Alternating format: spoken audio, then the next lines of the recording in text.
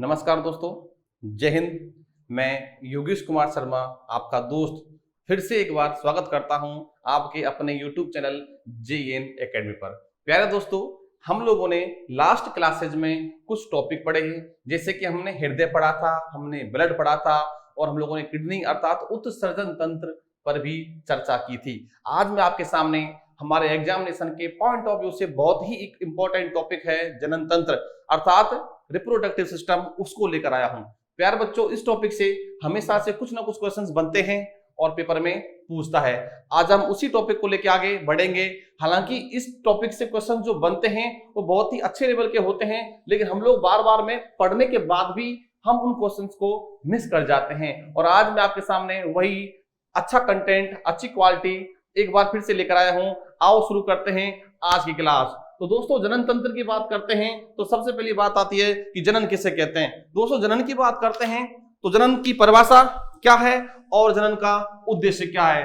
प्यारे बच्चों, हमारा टॉपिक क्या है? जनन तंत्र यानी कि रिप्रोडक्टिव सिस्टम। ठीक है, सबसे पहले बात करते हैं कि जनन तंत्र में जनन का मतलब क्या होता है। तो दोस्तों, जनन यानी कि किसी जीव द्वारा अपने समान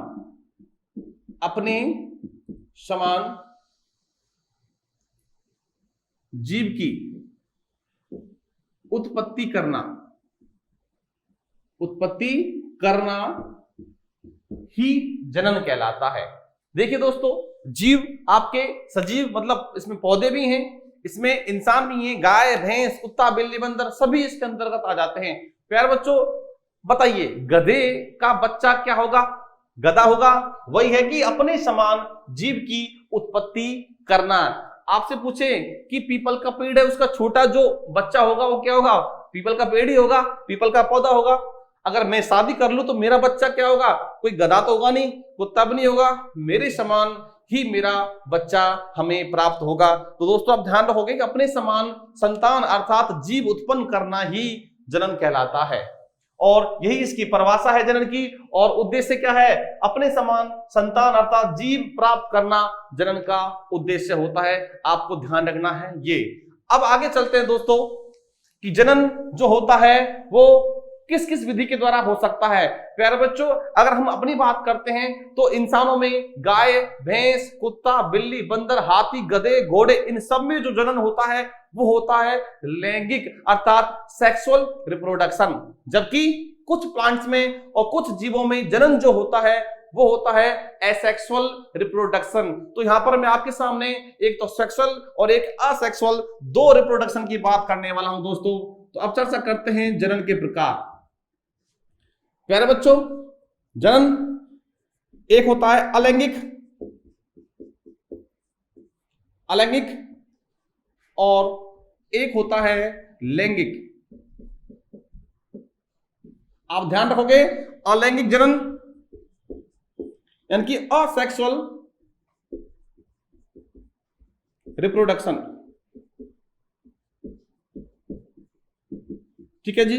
उधर लैंगिक जनन सेक्सुअल रिप्रोडक्शन। प्यारे बच्चों, नाम से मालूम पड़ रहा है कि अलैंगिक, इधर क्या है? लैंगिक। दोस्तों, लैंगिक बना है लिंग शब्द से, अर्थात जिस जनन में लिंग पार्टिसिपेट करते हैं, अर्थात पुरुष और महिला। लिंग होते हैं दो, एक तो पुरुष, एक महिला, अर्थात मेल और फीमेल। हम लोग भ्रांति में रहते हैं कि लिंग जो होता है हम पेनिस को लिंग बोलते हैं, लेकिन दोस्तों ऐसा नहीं है। लिंग दो प्रकार के होते हैं, एक तो पुल्लिंग और एक स्त्रीलिंग। तो मैं वही कहना चाह रहा हूं कि जब जनन में दो लिंग अर्थात एक महिला और एक पुरुष जब दोनों भाग लेते हैं तो वो जनन कहलाता है लैंगिक जनन। जबकि अगर मैं बात करता हूं अलैंगिक की, तो लैंगिक जिसमें ना हो अर्थात लिंग पार्टिसिपेट ना करते हो और इसके सामने लग चुका है, उसे कहेंगे अलैंगिक जनन।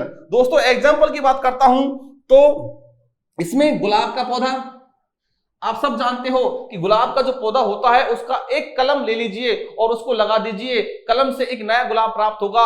अब आप मुझे ये बताइए कि क्या गुलाब की कलम लगाने से वहां पर क्या लैंगिक जनन होगा? क्या उसमें माता पिता ने भाग लिया? जी नहीं। तो गुलाब का जो पौधा नया बना वो केवल एक जनक से बना, एक पेरेंट से बना, ना कि दो पेरेंट से बना। देखिए दोस्तों, अगर आपको नई संतान प्राप्त करनी है शादी के बाद में, तो आपको पत्नी की आवश्यकता पड़ेगी। शादी के बाद तो पत्नी तो होती ना, उसकी आवश्यकता पड़ेगी। लेकिन गुलाब ने क्या किया? गुलाब को किसी दूसरे पेड़ की आवश्यकता नहीं पड़ी। उसने क्या किया? खुद की ही बॉडी से एक कलम ली और उसको मिट्टी में गाड़ दिया और नया पौधा प्राप्त हो गया। दोस्तों ध्यान रखोगे कि गुलाब का जो पौधा है वो लैंगिक नहीं, कैसा? अलैंगिक रिप्रोडक्शन करता है। तो क्या परिभाषा बनेगी? देखिए दोस्तों, इसकी परिभाषा क्या है? इसकी परिभाषा होगी कि इस प्रकार के जनन में, इस प्रकार के जनन में केवल एक जनक भाग लेता है, या मैं कह सकता हूं एक जनक की आवश्यकता पड़ती है, दो की नहीं पड़ती। इधर क्या होगा? इसमें आ जाइए। इस प्रकार के जनन में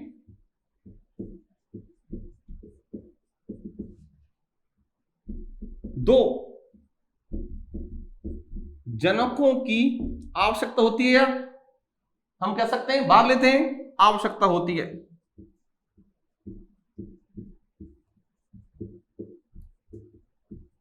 एक तो आपका मेल होगा और एक आपका एफएम। जैसे एफएम बजता है वैसे ही फीमेल बजती है, तो एफएम फीमेल होता है। तो ध्यान रखोगे कि वह कौन सा जनन है जिसमें केवल एक जनक की आवश्यकता होती है, तो कौन सा आपका अलैंगिक जनन। वह कौन सा जनन होता है जिसमें दो की आवश्यकता पड़ती है जनकों की, तो वो लैंगिक अर्थात सेक्सुअल रिप्रोडक्शन। प्यारे बच्चों, एक पॉइंट देखिए, शादी के बाद बच्चे प्राप्त होते हैं और जो टाइम होता है 9 महीने का, उसे बोलते हैं गर्भावधि। ये अलग अलग जीवों में अलग अलग होता है। गाय में 9 महीने है तो भैंस में 10 महीने है। मानव में भी क्या है? 9 महीने है। हाथी में अलग होता है, चूहे में अलग होता है। हर अलग अलग जीव में गर्भावधि का टाइम भी अलग अलग होता है। प्यारे बच्चों देखिए, शादी के बाद एक मेल और एक फीमेल, लड़का लड़की शादी करते हैं। शादी के बाद में उनके बीच में संबंध बनते हैं। जब संबंध बनते हैं तो उस कंडीशन में क्या होता है? मेल से उसकी कोशिका अर्थात एक सेल आती है, उसको बोलते हैं स्पर्म, शुक्राणु बोलते हैं इसको। तो आप ध्यान रखोगे कि मेल से आने वाली जो सेल होती है उसका नाम क्या होगा? उसका नाम होगा शुक्राणु अर्थात स्पर्म। अगर फीमेल से जो सेल आएगी उसका नाम क्या होगा? अंडा, या कह सकते हैं इसको अंडाणु, ओवम कह सकते हैं। दोस्तों आपको ध्यान रखना है, जीव में अपनी बात कर रहे हैं, अपने बॉडी में सबसे बड़ी सेल कौन सी है? तो अंडाणु है। अपनी बॉडी में सबसे छोटी सेल कौन सी है? तो शुक्राणु है। ये क्वेश्चन यहां से बन जाते हैं कि मानव शरीर की सबसे बड़ी सेल का नाम क्या है? तो ओवम। छोटे का नाम क्या है? शुक्राणु। अब देखिए दोस्तों, तो मेल और फीमेल के दोनों के बीच में जब संभोग अर्थात संबंध बनता है, तो मेल से आया शुक्राणु अर्थात स्पर्म आया, और फीमेल से क्या है? अंडाणु अर्थात ओवम आया। इन दोनों के मिलने से दोस्तों, जब ये दोनों मिल जाते हैं शुक्राणु अंडाणु, तब एक अलग संरचना बनती है, हम जिसको बोलते हैं जायगोट अर्थात युग्मनज बोलते हैं इसको। क्या बोलते हैं इसको? युग्मनज बोलते हैं। तो आपसे पूछ सकता है कि युग्मनज कैसे बनता है, तो आप कहोगे कि शुक्राणु अंडाणु के मिलने से क्या बना? युग्मनज बना। अब आप मुझे ये बताइए, युग्मनज कब बनेगा? भाई जब ये दोनों मिलेंगे। ये दोनों कब मिलेंगे? जब ये दोनों मिलेंगे, जब मेल फीमेल मिलेंगे। दोस्तों मेल फीमेल मिलने को कहते हैं संभोग होना अर्थात सेक्स बोलते हैं उसको, ठीक है, सहवास बोलते हैं उसको। दोस्तों ध्यान रखना, सहवास हुआ तभी दोनों मिले, और दोनों मिले तो क्या बना? वो जायगोट बना, युग्मनज। और दोस्तों यही युग्मनज आगे चल के विकसित होकर अपने आप में विकास कर करके क्या बनाता है? एक नया जीव अर्थात नया बच्चा उत्पन्न कर लेता है। तो दोस्तों ध्यान रखोगे, युग्मनज ही आगे चल के एक नए जीव में परिवर्तित हो जाता है। तो प्यारे बच्चों, यहां से कुछ पॉइंट्स हैं जो आपको ध्यान में रखने हैं। अब आप मुझे एक बात और बताइए, मान लीजिए मेल और फीमेल दोनों के बीच संबंध बना, लेकिन महिला में अंडे का निर्माण नहीं हो रहा है। महिला में अंडे का निर्माण नहीं हो रहा है। तो आप मुझे ये बताइए कि जब सेक्स संभोग होने के बाद में क्या जायगोट बनेगा? आप कहोगे सर जायगोट जब बनेगा जब शुक्राणु अंडाणु दोनों मिल जाएंगे तभी बनेगा, लेकिन महिला में अंडा है ही नहीं, तो दोस्तों जायगोट भी नहीं बनेगा, और जायगोट नहीं बनेगा तो नया जीव भी हमें प्राप्त नहीं होगा। तो आप मुझे ये बताइए, क्या ऑलवेज हमेशा सेक्स करने से जीव अर्थात युग्मनज बन सकता है? जी नहीं बन सकता। यानी कि युग्मनज प्राप्ति के लिए अर्थात नए जीव की प्राप्ति के लिए हमें क्या चाहिए? हमें अंडा बहुत ही जरूरी है, कंपलसरी है। ठीक उसी प्रकार से मान लीजिए मेल में शुक्राणु नहीं बन रहे, स्पर्म नहीं बन रहे, फीमेल में अंडा तो है लेकिन मेल में शुक्राणु नहीं है, तो दोस्तों उस कंडीशन में बताइए क्या जायगोट बनेगा? नहीं बनेगा, बिल्कुल नहीं बनेगा। दोस्तों आपको ध्यान रखना है कि मेल से शुक्राणु आना चाहिए, फीमेल से अंडा आना चाहिए, तब जाके क्या बनेगा? वो युग्मनज बनेगा, जायगोट बनेगा, और वो जायगोट आगे चल के एक नए जीव में विकसित हो जाता है। तो दोस्तों यहां से कुछ क्वेश्चंस बन जाते हैं, और एक शब्द और होता है दोस्तों, उस शब्द का नाम है निषेचन। क्या नाम है? निषेचन नाम है। अब निषेचन अर्थात फर्टिलाइजेशन क्या होता है? दोस्तों यहां पर दो मैं आपको शब्द बोलूंगा, एक तो सेक्स और एक निषेचन। दोस्तों दोनों में अंतर है लेकिन सुनने में और परिभाषा में समान लगते हैं। हम सोचते हैं कि स्त्री पुरुष का मिलना निषेचन कहलाता है, लेकिन दोस्तों ऐसा नहीं होता है। अब आप ध्यान देना दोस्तों, शुक्राणु अंडा जब दोनों मिलते क्या बनता है? युग्मनज बनता है, जायगोट बनता है।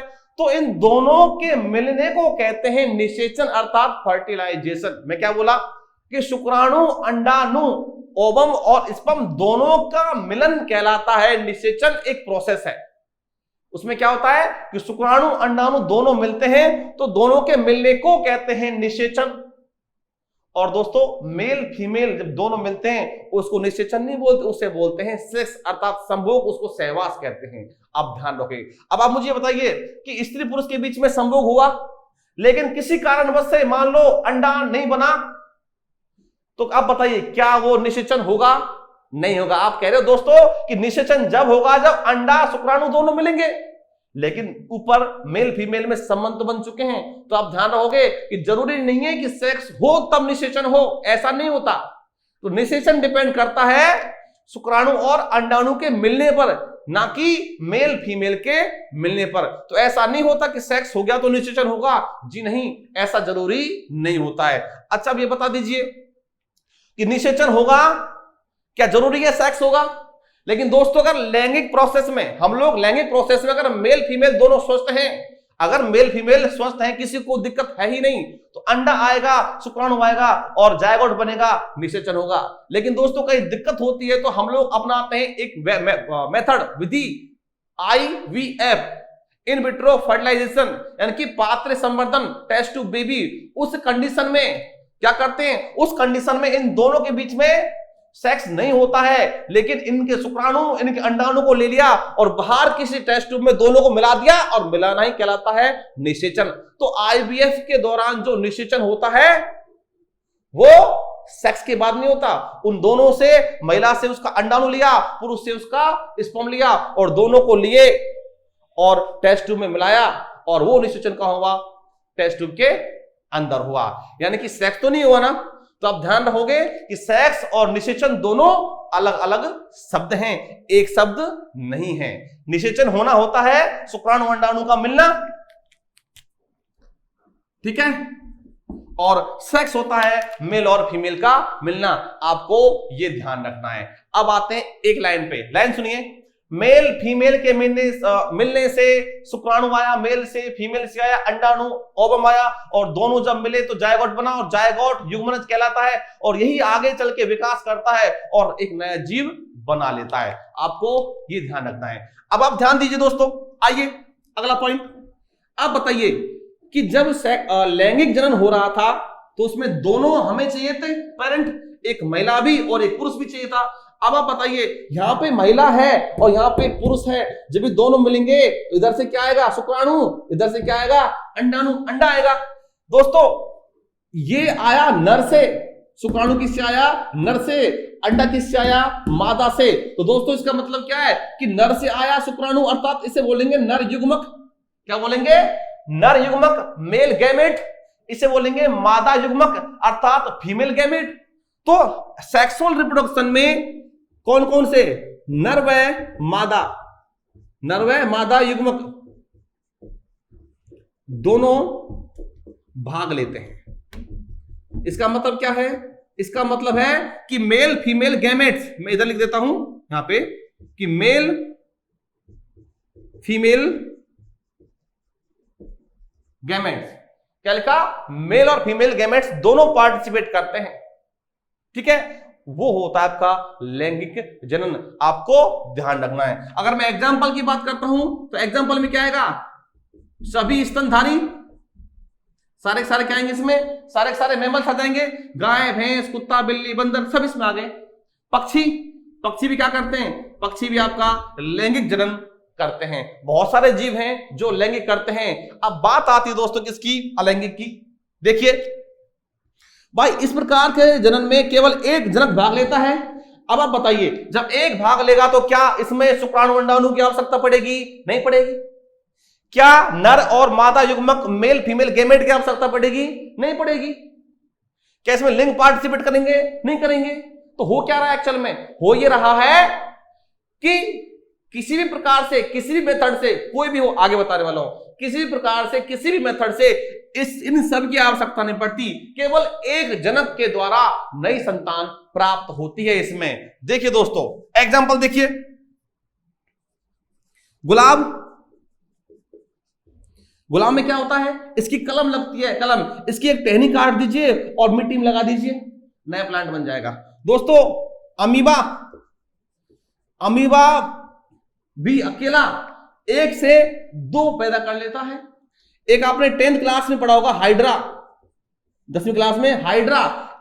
मान लीजिए ये कोई हाइड्रा का प्लांट है, यहां से क्या होता है? यहां से समय थोड़ा सा एक मुकुल निकलता है, मुकुल बड निकलती है, यहां से छोटी सी संरचना निकलती है और धीरे धीरे बड़ी होती हो, बढ़ जाती है। बढ़ने के बाद में ये संरचना यहां से अलग हो जाती है और इससे एक क्या बन जाता है? नया हाइड्रा बन जाता है।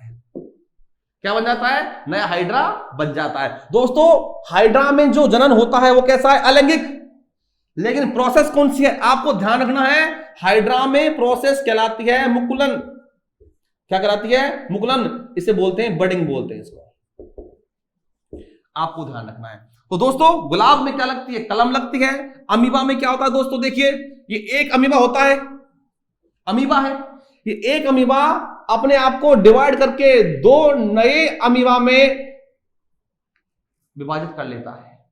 तो एक से कितने बना? दो। आपको ध्यान रखना है कि अमीबा एक से बनाता है दो, इसलिए अमीबा कह सकते हैं विखंडित हुआ। और कितने पार्ट में? दो में। तो कह सकते हैं द्विविखंडन। अर्थात अमीबा में जन्म जो होता है वो अलैंगिक तो होता ही है, साथ साथ में ध्यान रखना विखंडन से होता है, और ध्यान रखना कि द्विविखंडन से होता है। ये पेपर में क्वेश्चन पूछा है कि अमीबा में कैसा जनन पाया जाता है? अलैंगिक आए ऑप्शन में तो सही, विखंडन आए ऑप्शन में तो सही, और द्विविखंडन आए तो भी सही कहलाएगा। अब डिपेंड करता है आपकी मानसिकता पर, आपकी इंटेलिजेंसी पर कि आप ऑप्शंस देख के आंसर कैसे करते हो। आपको ध्यान रखना है। हाइड्रा कैसा है? अलैंगिक है। कैसा है? अलैंगिक है। अब देखिए अलैंगिक है लेकिन विधि कौन सी है? मुकुलन, बडिंग। यानी कि हाइड्रा के यहां से छोटा सा क्या निकलता है? बड निकलती है, मुकुल निकलता है, छोटा सा, छोटी सी संरचना निकलती है और वो अलग हो जाती है। आपको ध्यान रखना है। गन्ने में क्या होता है? गन्ने में, अरे गन्ने में क्या करते हैं? गन्ने में जो जॉइंट होते हैं, ये जॉइंट है, ये जॉइंट गन्ने के बीच बीच में। गन्ना ऐसे कैसे लगाते हैं जमीन के अंदर? सीधा सीधा नहीं लगाते, गन्ना ऐसे लगाते हैं और यहां से क्या निकलता है? बड निकलती है, छोटी सी संरचना, और ये धीरे धीरे क्या हो जाती है? बढ़ जाती है। और एक गन्ने से जो जॉइंट होते हैं, सभी जॉइंट से नए नए गन्ने प्राप्त होते हैं। तो ये जो प्रोसेस होती है उसे बोलते हैं अलैंगिक जनन, बोलते हैं इसको। तो दोस्तों आपको ये सब ध्यान रखना है, लैंगिक जनन कौन सा है और अलैंगिक कौन सा है। केला, केला क्या होता है? केले में बीज नहीं होता, केले में बीज नहीं होता, तो केले से नया केला बनना होता है अनिषेक जनन। ध्यान रखोगे, अनिषेक जनन पेपर में पूछा है कि केले में जनन किस विधि से होता है, तो अनिषेक फलन बोल लीजिए, अनिषेक जनन बोल लीजिए। आपको ध्यान रखना है ये। अब चलते हैं आगे, आप इसको नोट डाउन कर लीजिए। तो दोस्तों यहां से क्वेश्चंस बनते हैं, नाम दे देगा आपको भाई, कुत्ते में, बिल्ली में, गाय में, भैंस में, सभी स्तनधारी हैं, कि कैसा जनन पाया जाता है, तो लैंगिक है। गुलाब में कैसा है? अलैंगिक है, ठीक है। और पूछ लेता है केले में कैसा है? अनिषेक फलन है। अलैंगिक प्रकार का ही है, ठीक है। और कई पूछ लेता है, उसमें पूछ लेगा, गन्ने में पूछ लेगा। एक और ध्यान रखना दोस्तों, एक होता है छोटा जीव, उसका नाम है प्लेनेरिया। क्या नाम है? प्लेनेरिया। हम इसे कहते हैं चपटाकृमि। दूसरा नाम क्या है इसका? दूसरा नाम है चपटाकृमि। तो प्लेनेरिया जो होता है चपटाकृमि कहलाता है। ये एक प्रकार से परजीवी है, दूसरे जीव की बॉडी के अंदर रहता है। तो प्लेनेरिया में क्या होता है, इसमें भी आपका, उसमें साथ साथ में लिख लेना कि प्लेनेरिया के अंदर भी अलैंगिक जनन होता है। ये अपनी बॉडी को अलग अलग भाग में डिवाइड कर लेता है और हर बॉडी के टुकड़े से एक अलग प्लेनेरिया बन जाता है। तो आपको साथ साथ में इसका लिख लेना इंपॉर्टेंट है। अलैंगिक जनन में नीचे एग्जांपल में प्लेनेरिया, ठीक है। ठीक है दोस्तों, अब बात करते हैं हम लोग निषेचन के बारे में, बात कर लेते हैं थोड़ी सी। देखो मैंने आपको बता दिया कि निषेचन किसे कहते हैं, समझा दिया। क्या सेक्स करना निषेचन होता है, ये भी बता दिया। सेक्स करना निषेचन नहीं होता, निषेचन एक अलग प्रोसेस होती है, सेक्स एक अलग प्रोसेस होती है। सेक्स में मेल फीमेल पास आते हैं, जबकि निषेचन में शुक्राणु अंडाणु पास आते हैं। इतना ध्यान रखोगे। बेशक सेक्स हो रहा हो लेकिन अंडा और शुक्राणु नहीं मिल रहे, निषेचन नहीं हो रहा। तो बच्चे पैदा करने के लिए निषेचन की आवश्यकता होती है, सेक्स की आवश्यकता नहीं होती। विदाउट सेक्स बच्चे पैदा हो सकते हैं अगर निषेचन हो रहा है तो, फर्टिलाइजेशन हो रहा है तो। अब देखिए दोस्तों, अब मैं बात करता हूं निषेचन यानी कि फर्टिलाइजेशन की बात करता हूं। निषेचन, फर्टिलाइजेशन। देखो दोस्तों, पूरा लिख देता हूं। फर्टिलाइजेशन परिभाषा क्या होगी इसकी, डेफिनेशन?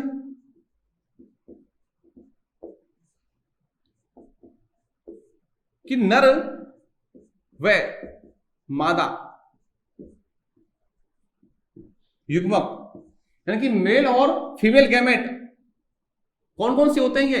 एक तो स्पर्म, शुक्राणु, और दूसरा अंडाणु, ओवम, ये दो होते हैं। तो नर व मादा युग्मक के मिलने को निषेचन कहते हैं, फर्टिलाइजेशन कहते हैं। ठीक है जी, ये परिभाषा ध्यान रखोगे। महिला व पुरुष के मिलने को नहीं बोलते, शुक्राणु और अंडाणु के मिलने को बोलते हैं निषेचन। दोस्तों इसके प्रकार भी हैं। अगर मैं निषेचन के प्रकार की बात करता हूं तो प्रकार देख लीजिए। एक होता है आंतरिक निषेचन और एक होता है बाहरी निषेचन, बाह्य या कह सकते हैं बाहरी निषेचन। ठीक है, एंड इंटरनल फर्टिलाइजेशन और ये एक्सटर्नल फर्टिलाइजेशन। तो बाहरी और आंतरिक दो बता दिए, इंटरनल और एक्सटर्नल फर्टिलाइजेशन। अब देखिए दोस्तों, आंतरिक क्या होता है और बाहरी क्या होता है। दोस्तों देखिए, आईवीएफ टेस्ट बेबी तो अब आया है, लेकिन प्राकृतिक रूप से आपका जो निषेचन है वो कैसा होता है। अपनी बात करते हैं, हम जीवों की बात करते हैं, इंसान की बात करते हैं, गाय भैंस कुत्ता बिल्ली बंदर सब की बात करते हैं। तो दोस्तों उन सब में प्राकृतिक रूप से कौन सा होता है, आंतरिक होता है। इसका मतलब है यदि शुक्राणु व अंडाणु यानी कि स्पर्म और ओवम, या कह सकता हूं कि मेल और फीमेल गैमेट दोनों जीव मतलब मादा के लीजिए, मादा जनक के शरीर के अंदर मिलते हैं। दोस्तों ध्यान रखोगे, अगर स्पर्म और अंडाणु दोनों महिला के अंदर मिल रहे हैं और मिलने को क्या कहते हैं, मिलने को कहते हैं निषेचन। अर्थात अगर निषेचन बॉडी के अंदर हो रहा है तो क्या कहलाएगा, वो आंतरिक निषेचन कहलाएगा, इंटरनल फर्टिलाइजेशन कहलाएगा।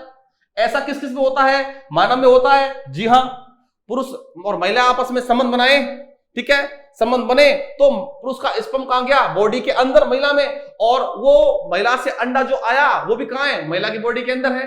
तो शुक्राणु अंडाणु दोनों कहां मिले? महिला के अंदर मिले, अर्थात इसे कहेंगे आंतरिक निषेचन। एग्जाम्पल क्या आएंगे इसमें? एग्जाम्पल बहुत सारे हैं, वही स्तनधारी, ठीक है, पक्षी, बहुत सारे एग्जाम्पल हैं आदि। अब बात करते हैं किसकी? बाहरी निषेचन की। दोस्तों बाहरी में क्या होता है? बाहरी में शुक्राणु और अंडाणु अर्थात स्पर्म और एग ओवम, अर्थात मैं कह सकता हूं कि नर और मादा युग्मक दोनों बॉडी के अंदर नहीं मिलते हैं। इस प्रकार से तो होते ही नहीं है। होता क्या है फिर? वो मिलते हैं बाहर। सर बाहर कैसे हो सकते हैं? देखिए दोस्तों, मेंढक और मछली, मेंढक और मछली में क्या होता है? जो मेंढका मतलब नर मेंढक और मादा मेंढक, ऐसा नहीं कि भाई मेंढका नर हो गया, मेंढकी मादा हो गई, हम लोग जबरदस्ती छेप देते हैं। जैसे तोता का कर दिया तोती, कबूतर कबूतरी कर दिया, मोर मोरनी कर दिया, हाथी हथनी कर दिया, ऐसा नहीं होता, ठीक है। तो हम समझ सकते हैं कि मेल मेंढक और फीमेल मेंढक, ऐसे बात करते हैं। तो मेल मेंढक जो होता है वो क्या देगा? स्पर्म देगा बॉडी से। नर जो युग्मक होगा स्पर्म बाहर निकालेगा। तो पानी के अंदर मेल ने क्या किया? स्पर्म को बाहर छोड़ दिया पानी में, और फीमेल ने क्या कर रखा है? फीमेल ने जो अंडा है, एग है, वो छोड़ दिया बाहर पानी में। और पानी में अंडे स्पर्म दोनों ऐसे तैरते तैरते तैरते तैरते हुए कहीं ना कहीं आपस में मिल जाएंगे, और जो मिले नर और मादा युग्मक जो मिले वो क्या है? निषेचन ही तो है। अर्थात मेंढक और जो नर और मादा मेंढक जो थे उन्होंने सेक्स तो किया नहीं, ठीक है, पानी में छोड़े, पानी में छोड़े तो पानी में तैरते तैरते दोनों मिल गए, पानी के अंदर मिले, लेकिन बॉडी के अंदर तो नहीं मिले। तो बॉडी के अंदर तो कैसा आपका आंतरिक, और बॉडी से बाहर कहीं भी मिले, चाहे पानी में मिले, चाहे हवा में मिले, अंतरिक्ष में मिले, कहीं मिले, तो दोस्तों बॉडी से बाहर तो बाहरी निषेचन। तो ध्यान रखोगे, बॉडी के अंदर स्पर्म और ओवम मिल रहे हैं तो आंतरिक निषेचन, और बॉडी के बाहर मिल रहे हैं तो आपके बाहरी निषेचन। तो क्या लिखेंगे इसमें? इसमें लिखेंगे कि नर व मादा युग्मक मादा जनक के शरीर से, शरीर के बाहर करो, शरीर के बाहर मिलते हैं, ठीक है। अब सुनिए दोस्तों, भाई मिलना कहलाता है निषेचन। में इसमें यह भी कह सकता हूं, क्या कह सकता हूं, या कह सकते हैं कि निषेचन शरीर के बाहर होता है। मैं ये भी कह सकता हूं ना कि बाहर हो सकता है, बिल्कुल कह सकता हूं कि मिलना है तो क्या है? निषेचन है। इधर देख लीजिए, वही है, अंदर मिलते हैं तो मैं ये भी कह सकता हूं कि या कि निषेचन फर्टिलाइजेशन शरीर के अंदर होता है। मैं ये भी कह सकता हूं शरीर के अंदर होता है, ये भी कह सकता हूं। एग्जाम्पल की बात करता हूं तो इसमें एग्जाम्पल कौन कौन से हैं दोस्तों? आंतरिक में एग्जाम्पल मैं आपको बता चुका हूं कौन कौन से हैं, ये रहे एग्जाम्पल बता दिए, स्तनधारी और पक्षी। इसमें बात करता हूं एग्जाम्पल्स की, तो ध्यान देख लीजिए एग्जाम्पल, मेंढक, मछली, ETC। ये दोनों एग्जाम्पल्स आपको ध्यान रखने। आपसे क्वेश्चन पूछता है कि मछली में कैसा जनन पाया जाता है, कैसा जनन पाया जाता है? देखिए, लैंगिक है क्या? अरे लैंगिक है क्या? हाँ, लैंगिक में नर और मादा युग्मक दोनों पार्टिसिपेट करते हैं। यहां पर भी क्या है भाई? मेल मेंढक से क्या है? स्पर्म, फीमेल से अंडा, दोनों मिले, नर युग्मक और मादा मिले, लैंगिक हुआ। लेकिन लैंगिक तो है, लेकिन निषेचन कैसा है? बाहरी है या आंतरिक है? दोस्तों मेंढक और मछली में निषेचन बाहरी होता है, आप ध्यान रखोगे। दोस्तों लैंगिक जनन में निषेचन होता है, जबकि अलैंगिक जनन में निषेचन नहीं होता। लेकिन दोस्तों आंतरिक निषेचन और बाहरी निषेचन दोनों ही निषेचन हैं, अर्थात ये दोनों ही लैंगिक जनन के अंतर्गत ही आते हैं। आपको ये भी ध्यान रखना है। दोस्तों आज हम लोगों ने पढ़ा है जनन तंत्र का पार्ट फर्स्ट। मैं अगले वीडियो में नर जनन तंत्र और मादा जनन तंत्र दोनों को आपके सामने लेकर आऊंगा। तब तक के लिए नमस्कार, जय हिंद, मिलते हैं अगले लेक्चर में। Thank you.